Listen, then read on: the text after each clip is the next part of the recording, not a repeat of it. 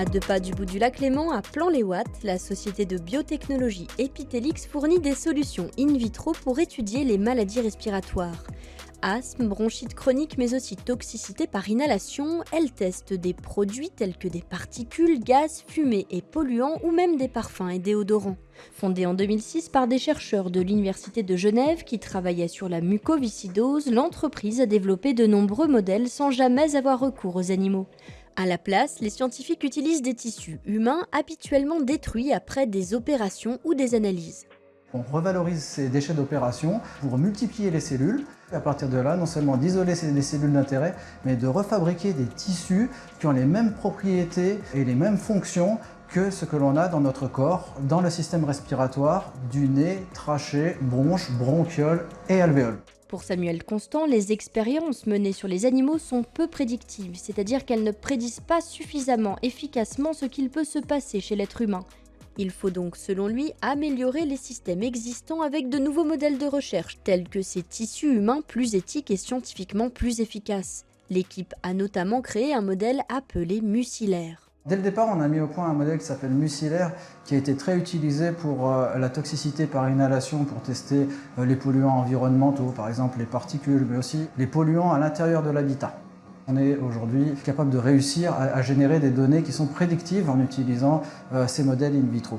On a aussi beaucoup de succès sur les modélisations de l'asthme, la bronchite obstructive chronique, la mucoviscidose, les infections bactériennes et aussi les infections virales. Depuis, l'entreprise a développé de nombreux nouveaux modèles de recherche et amélioré les modèles existants. Notre travail aujourd'hui est non seulement de se diversifier dans différentes parties du système respiratoire, mais d'ajouter des couches de cellules et d'interconnecter aussi avec d'autres types d'organes in vitro. Et quant aux motivations éthiques, elles ont été au centre de la vision de l'entreprise depuis sa création.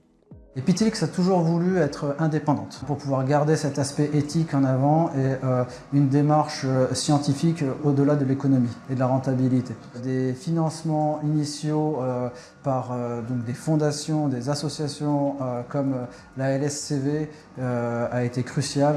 En 2006, Epithelix faisait en effet partie des précurseurs dans le domaine. Dans beaucoup de congrès, on était très seul à présenter des solutions in vitro pures, c'est-à-dire que ça. Aujourd'hui, on voit que c'est devenu de plus en plus accepté. Les jeunes scientifiques aujourd'hui se posent la question inverse, c'est-à-dire je commence avec de l'in vitro et quand vraiment je ne peux plus le faire, je vais aller vers le in vivo. Et ça, c'est vraiment un changement de paradigme. C'est aussi cette valeur éthique prônée par Epithelix qui a attiré Cynthia, arrivée il y a 2 ans après une année de stage et un master en biochimie à Genève. Elle travaille sur le développement d'un nouveau modèle d'alvéole pulmonaire en 3D à partir de cellules primaires provenant de poumons humains. Quand j'ai commencé ce stage, j'avais pas forcément plus une passion pour les poumons que pour un autre organe. Ce que j'ai aimé, c'était l'idée d'avoir des alternatives aux animaux, l'idée d'avoir quelque chose de concret que je puisse développer et je sais pas, dans les 5 ans, se dire que ce serait sur le marché pour que des laboratoires d'UNI ou de recherche industrielle puissent les utiliser pour développer des nouvelles molécules ou plein d'autres choses. C'est en effet la réactivité d'une telle entreprise pour mettre en application rapidement les modèles développés qui motivent la chercheuse. Cynthia admet que même si elle serait fière que ses recherches fassent l'objet de publications, elle n'est pas très à l'aise avec le fait que le milieu académique pousse justement sans cesse à publier. Elle remarque aussi que les jeunes chercheuses et chercheurs manquent d'incitation et de formation aux méthodes in vitro. Il y a quand même une grande partie de la science qui reste bloquée sur les anciennes méthodes, peut-être parce que c'est plus connu. Et le changement, c'est toujours plus difficile que rester sur ce qu'on connaît déjà. Donc je pense que toute incitation ou montrer à quel point les nouvelles méthodes in vitro, elles sont pertinentes et elles fonctionnent, ça peut que être une bonne chose, je pense. Grâce aux méthodes d'Epithelix, ce sont 50 000 animaux qui sont épargnés chaque année, un nombre que Samuel Constant aimerait voir augmenter.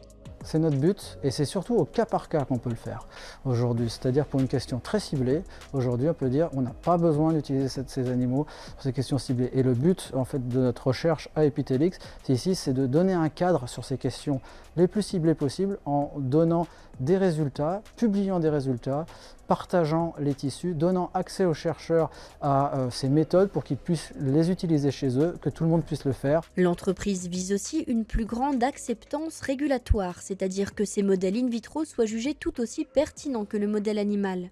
En 2022, l'Organisation de coopération et de développement économique vient justement de valider pour la première fois l'utilisation de tissus développés par Epithelix.